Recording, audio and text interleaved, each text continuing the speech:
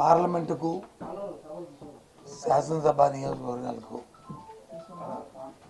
ఏవైతే పేర్లు చెప్పబోతున్నానో వారందరినీ ఇన్ఛార్జిగా మా పార్టీ అధ్యక్షుడు జగన్మోహన్ రెడ్డి గారు ఆలోచనతో ప్రకటిస్తున్నాం. ఇవన్నీ కూడా కాకినాడ ఎంపీ స్థానానికి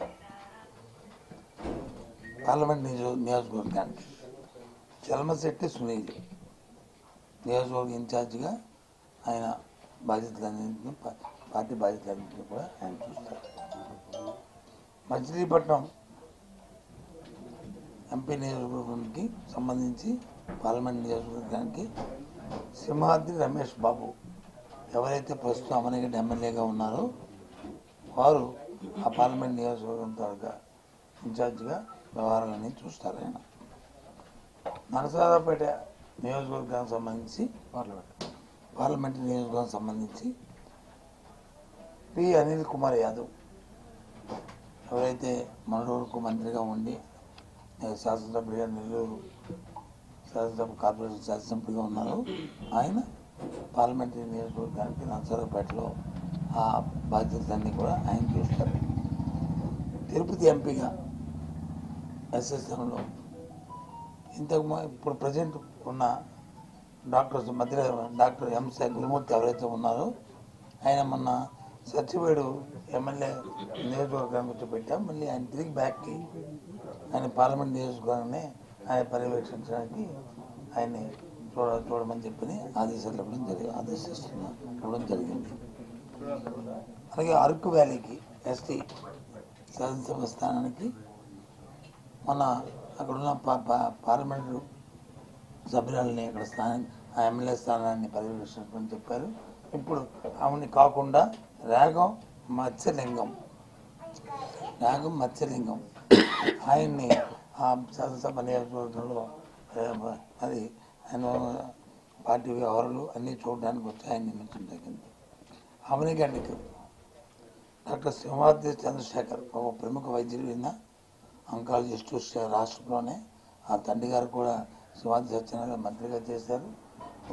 వారి అబ్బాయి అయిన డాక్టర్ సింహాద్రి చంద్రశేఖర్ గారిని ఆ శాసనసభ నియోజకవర్గానికి ఆయన్ని ఇన్ఛార్జ్గా నియమించడం జరుగుతుంది.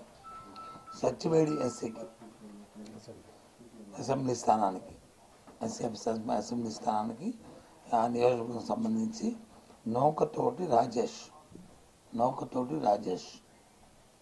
వీరిని ఆ నియోజకవర్గ ఇన్ఛార్జిగా వీరిని నియమించడం మరి ముఖ్యమంత్రి గారి ఆదేశాల మేరకు పార్టీ అధ్యక్షుల ఆదేశాల మేరకు వీరందరినీ కూడా అంటే 4 ఎంపీ స్థానాలు 3 ఎమ్మెల్యే శాసనసభ నియోజకవర్గాలు 4 పార్లమెంట్ నియోజకవర్గాలు 3 శాసనసభ నియోజకవర్గాలకి ఇవాళ వీరిని మరి నియమించడం జరిగింది వాళ్ళందరూ కూడా.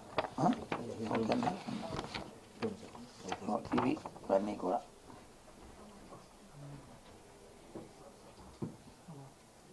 ఓకేనా.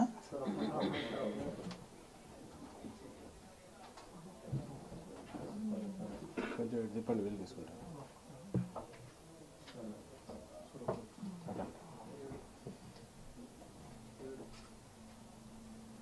నాలుగు పార్లమెంట్ నియోజకవర్గాలు 3 శాసనసభ నియోజకవర్గాలు. ఓకేనా. ఓకేమ్మా కసరత్ అయితే ఎక్కువ ఉంది. నేను సిద్ధం మేము సిద్ధం అంటే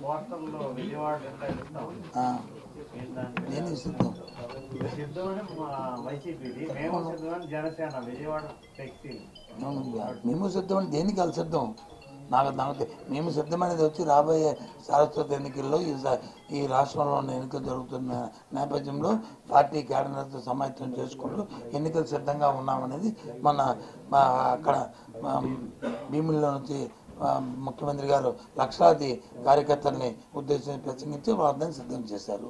3వ తారీఖున వచ్చి నెల్లూరులో నుంచి మళ్ళీ ఏలూరులో నుంచి 3వ తారీఖు నాడు అక్కడ కూడా ఆయన కార్యకర్తలందరినీ అక్కడ సమాయత్తం చేస్తూ సిద్ధం చేయబోతున్నారు. మరి దేనికి సిద్ధం అవుతున్నారో నాకే తెలియదు. ఇప్పుడు మా ఊరికైతే మేము సిద్ధం ఉండడానికి ఒక అర్థం ఉంది. ఎందుకంటే ఒక పార్టీ సింగిల్గా పోతున్నాం, 175 స్థానాలకు మేము వస్తున్నాం.